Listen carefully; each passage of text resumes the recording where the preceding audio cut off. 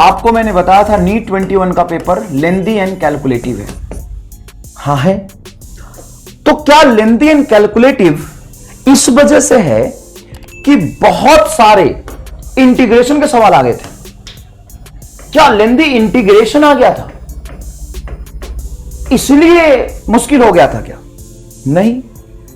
ओ, लेंदी trigonometry था इसलिए मुश्किल था क्या?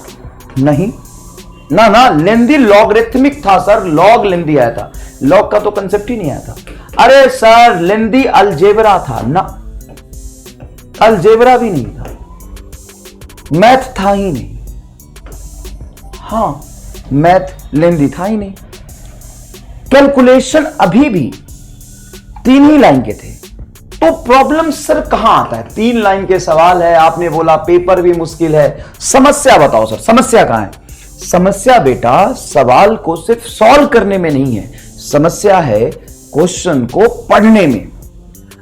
और यह बात आप सभी बच्चों तक मैं पहुंचाना चाहता हूं कि लंबे समय से मैं जो कहता आ रहा था वो गलत नहीं था, वो सही था।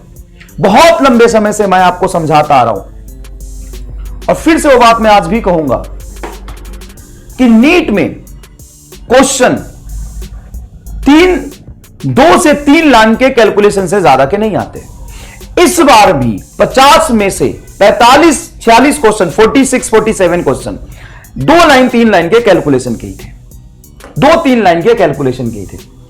तो सर जो 2 लाइन 3 लाइन के कैलकुलेशन के थे और कुछ लोग कह रहे हैं कि लेंदी कैलकुलेशन के थे, तो इसका मतलब क्या है? तो इसको समझो, है ना, एग्जैक्ट प्रॉब्लम का है ना, उसको समझना बहुत जरूरी। तुम घबरा के ना साहब कोई भी सवाल करने लग जाओगे, तुम घबरा के कोई भी सवाल करने लग जाओगे। हाँ, एक बच्चा लिख रहा है सर समस्या सबसे बड़ी अंग्रेजी की। हाँ, बहुत सही पकड़े हो, पहली बार तुम सही पकड़े हो, समस्या बहुत बड़ी अंग्रेजी की भी है।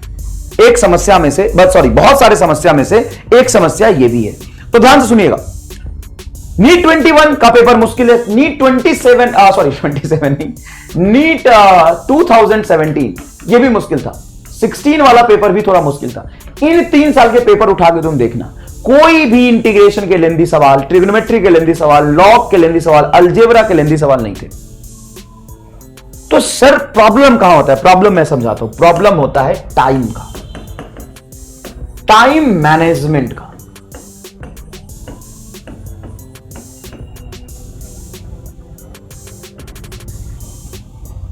टाइम के मैनेजमेंट का बहुत आसान सवाल भी अगर मैं 45 दे दूं और मैं आपको बोलूं कि ये 1 घंटे में सारे सवाल आपको पढ़ने हैं, सारे सवाल सॉल्व करने हैं, तो आप शायद नहीं कर पाए। क्या घर पे बैठ के कभी 1 घंटे में क्या 45 क्वेश्चन आपने अभी तक किया है? अभी तो तुम्हारा जर्नी स्टार्ट हुआ है, बच्चे हो, चूजे हो साहब, अभी तो तुम्हारा जर्नी स्टार्ट हुआ है। फिर भी मैं कहता हूं कि बच्चे को 2 साल 3 साल भी हो जाता ना, वो घर पे बैठ के कभी भी 45 क्वेश्चन 1 आवर में करता ही नहीं। जब वो करता ही नहीं तो एग्जाम में चमत्कार थोड़ी ना होगा। सबसे ज्यादा प्रॉब्लम है टाइम के मैनेजमेंट का। साहब अगर 45 के 45 सवाल नए आपके सामने रख दिए जाएं, आप उसको पढ़ेंगे, जब पढ़ना शुरू करेंगे, अच्छा ये दिया हुआ है और ये कंडीशन है, ये भी दिया हुआ है और ये पूछा है। जब तुम्हें पता चलेगा क्या पूछा है तो भूल जाएगा क्या दिया हुआ था। फिर सवाल दोबारा पढ़ेगा, अच्छा ये दिया हुआ है तो ये भूल जाएगा पूछा क्या था। जब तुम्हें यह भी पता चल गया कि क्या दिया हुआ था, क्या पूछा है, तो यह भूल जाएगा कंडीशन क्या था। फिर सवाल पढ़ेगा। तो साहब 4 बार सवाल पढ़ के तो तुम्हें यह समझ में आएगा कि जो गिवन है और जो कैलकुलेट करना है उसमें रिलेशन क्या है।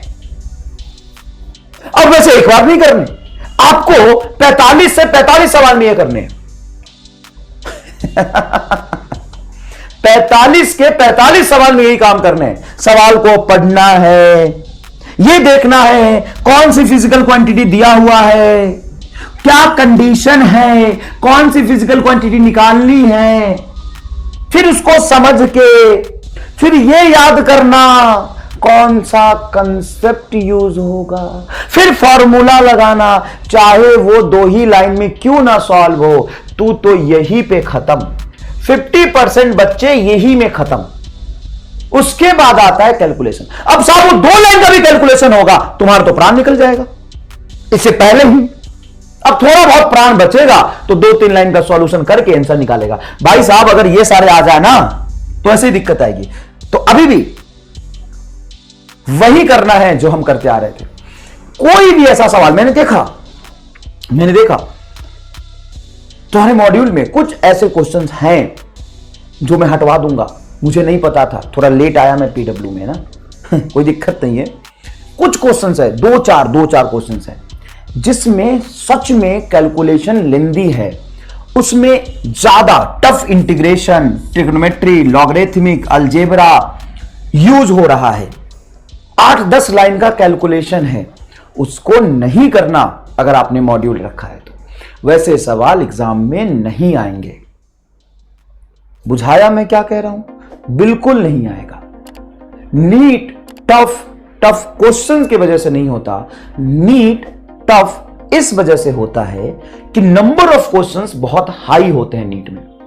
जेई में अगर इतने सवाल आ जाएं और लेवल अच्छा हो तो जेई वाले बच्चे लेट जाएंगे एकदम। समझ आया मैं क्या कह रहा हूं? नंबर ऑफ क्वेश्चंस बहुत ज्यादा होते हैं साहब, 45 क्वेश्चन फिजिक्स के, और उससे पहले आप 45 और 45 मतलब 135 क्वेश्चन बॉटनी, जूलॉजी और केमिस्ट्री के कर चुके होते हो। एक आम बच्चे को सिर्फ यह बोल दिया जाए कि तुम एक काम करो, तुम 45 मिनट में ना ये 45 क्वेश्चन सिर्फ पढ़ लो, समझ लो और किसी को तुम्हें बताना है। मैंने पहले समझ लो, बस पढ़ के समझ लो, वही काम मुश्किल है, सॉल्व करना तो दूर की बात है। मैं एकदम प्रैक्टिकल बात बोल रहा हूं, आप जिस लेवल पे भी है ना बेटा, उसमें मैं आपसे बस ये कह दूं, और आपसे क्या, तुम मेरे से भी कह दो कि सर ये 45 क्वेश्चन है, इसको 45 मिनट में पढ़ो और फटाफट इसको कर दो।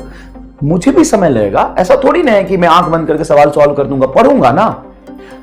एक सवाल को अगर 6-7 लाइन का सवाल है, 4-5 लाइन का सवाल है, पढ़ने में 20-30 सेकंड लग जाता है। उसके बाद आप 20-30 सेकंड में समझोगे तो 1 मिनट तो हो गया पढ़ के समझने में। अब चाहे उसमें कोई सा भी सिंगल लाइन फॉर्मूला यूज करना हो, उसको याद करना पड़ेगा, उसको लिखोगे, 4 लाइन सॉल्व करोगे तो समय लगेगा। प्रॉब्लम क्वेश्चन के कंसेप्ट में नहीं है, प्रॉब्लम है नंबर ऑफ क्वेश्चन में। प्रॉब्लम है नंबर ऑफ क्वेश्चन ज्यादा होते हैं तो उसके लैंग्वेज को समझना और फिर उसको समझ के सॉल्व करना आगे। और ये भी नहीं कि वही 45 क्वेश्चन है, उससे पहले आप पूरी तरीके से एग्जॉस्ट हो चुके होते हो, आपकी एनर्जी बिल्कुल खत्म हो जाती है बायोलॉजी और केमिस्ट्री करते करते। यह आसान नहीं है। कोई तुमसे कहे जेई वाला कि नीट का पेपर इजी आता है तो उससे बताना कि नंबर ऑफ क्वेश्चन कितने होते हैं और कितने टाइम में करने होते हैं। उनके तो आते हैं 20 60 सवाल, तुम्हारे आते हैं 180 सवाल। और बात से सवाल के सॉल्यूशन का नहीं है, मैं 10 बार बोल चुका हूं, बात है सवाल को पढ़ने का। इस बार एक तो पेपर लेंदी पूछ लिया और ऊपर से दूसरा जो मुश्किल पार्ट है कि 5 क्वेश्चन ज्यादा है, मतलब 200 क्वेश्चन हो गए।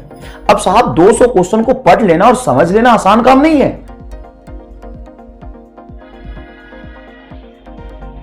तो क्या करें? तो करना यह है, you have to be very selective, very selective. Sir selective किस चीज का? सेलेक्टिव इसमें कि आपको सबसे पहले बेसिक कंसेप्ट पे बहुत जोरदार कमांड करना होगा, बहुत जोरदार।